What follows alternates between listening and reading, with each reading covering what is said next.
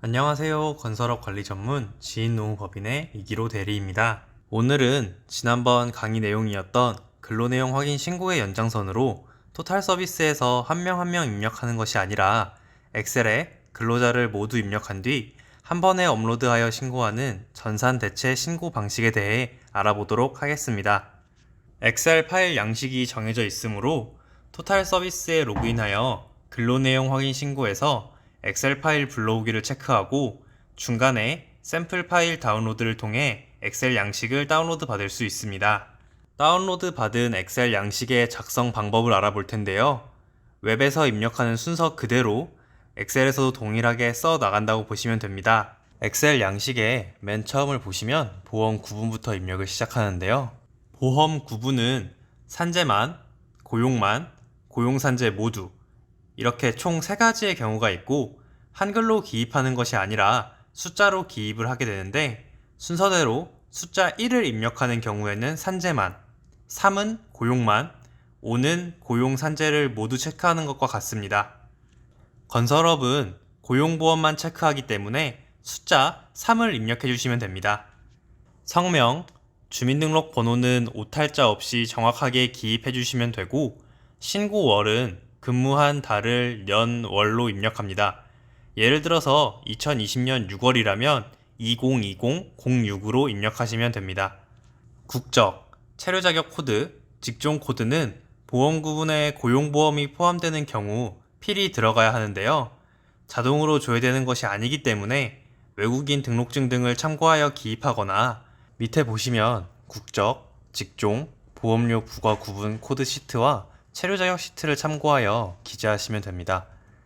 내국인이면서 단순 조공 업무를 하는 경우를 예를 들면 국적 코드는 한국 코드인 숫자 100, 직종은 건설 채굴 단순 종사자 코드인 숫자 706을, 체류 자격은 공란이나 00을 입력하시면 됩니다.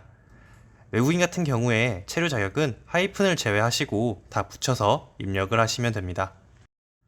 전화번호는 입력하지 않으셔도 되지만 입력을 하신다면 하이픈마다 끊어서 입력을 한다고 보시면 됩니다. 예를 들어서 02-6257-1007이라면 02-6257-1007과 같이 입력을 해주시면 됩니다.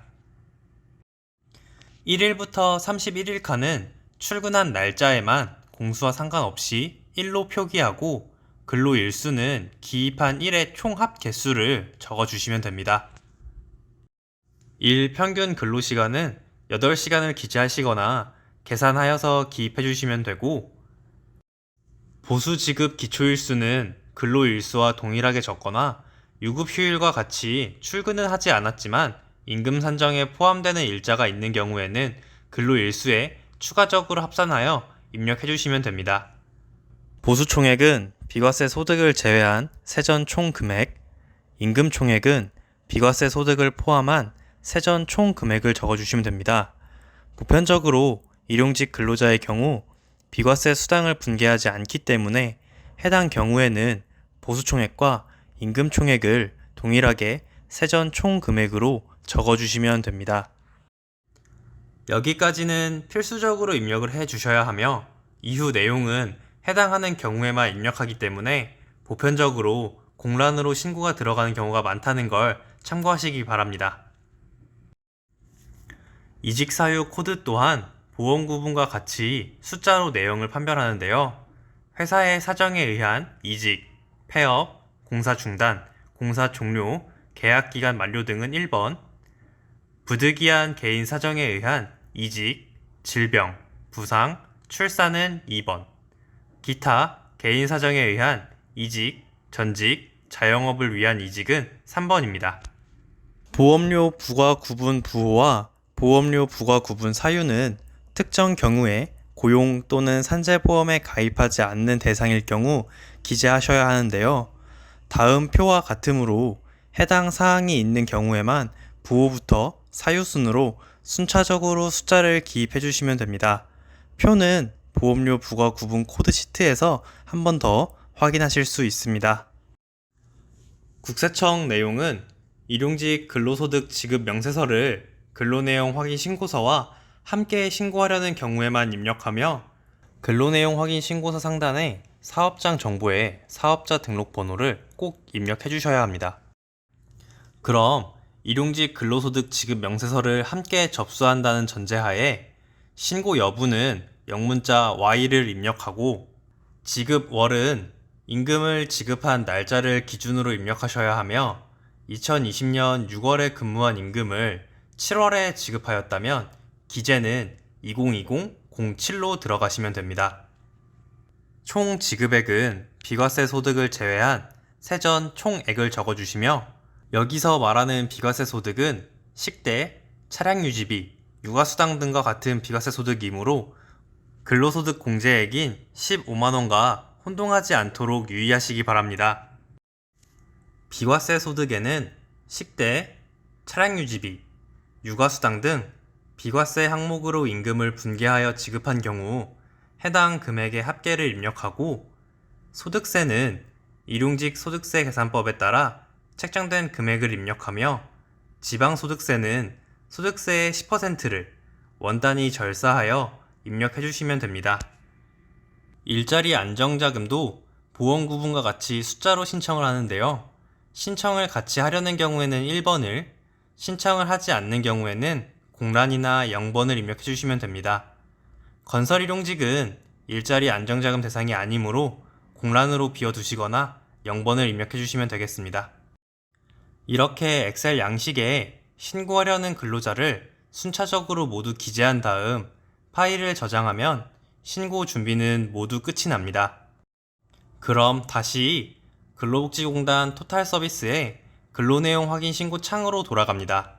맨 위에 작성 방식을 엑셀 파일 불러오기로 선택하고 건설업은 산재보험이 자진신고 사업장으로 현장 단위로 가입하기 때문에 근로내용 확인 신고를 산재보험에 넣을 필요가 없습니다. 보험 구분은 고용보험만 체크하여 해당 자료에 근무 기속월로 년, 월을 맞춰줍니다. 본사 또는 원도급, 고용승인 사업장으로 신고하려는 경우에는 사업장 관리번호에서 미승인 하도급으로 신고하려는 경우에는 사업장 관리번호를 본사로 맞춘 뒤에 하단의 하수급인 관리번호에서 관리번호를 찾아 설정해 주시면 됩니다. 일용직 근로소득 지급 명세서를 함께 접수하기 위해 엑셀에 국세청 자료도 입력하셨다면 사업자 등록번호도 꼭 기재해 주시고 고용관리 책임자에는 대표님이나 관리직원 한 분의 인적사항을 기재해 주시면 됩니다. 이렇게 사업장 내용을 모두 기입하였다면 근로자 내용을 건너뛰고 하단 리스트의 우측 상단을 보시면 작성 파일 불러오기 버튼이 있습니다. 아까 저장했던 엑셀 파일을 찾아서 업로드를 해주시면 다음과 같이 리스트에 엑셀에 기입했던 내용이 모두 업로드 됩니다. 내용에 틀린 부분은 없는지 확인하고 접수 버튼을 눌러주시면 빠르고 간편하게 근로내용 확인 신고를 접수할 수 있습니다. 만약 여러 현장에 신고가 필요한 경우라면 시트별로 업로드할 수 없기 때문에 현장별로 엑셀 파일을 따로 만들어 주셔야 하며 토탈 서비스에서의 신고 또한 현장 관리번호별로 각각 접수해 주셔야 합니다. 오늘은 전산대체 파일을 이용하여 근로내용 확인 신고를 접수하는 방법에 대해 알아보았는데요. 아무래도 지난번 강의의 반복이다 보니 조금 축약된 내용이 있습니다. 궁금하신 부분은 이전 강의를 참고하시거나 저희 지인노무법인 카페에 방문하여 질문글을 남겨주시면 답변 도와드리도록 하겠습니다. 감사합니다.